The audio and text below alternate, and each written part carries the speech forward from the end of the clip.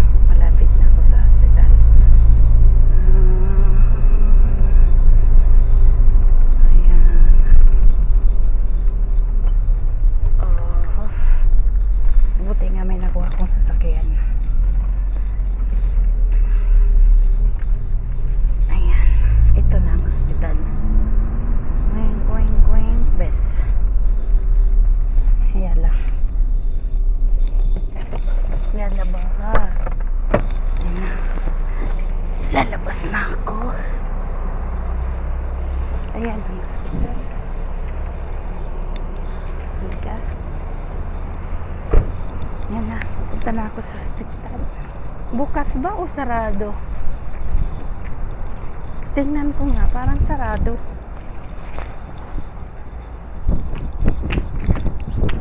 Ay, ito ang aking 2 dinar. So, 1 dinar. Ipapasok ko sa machine.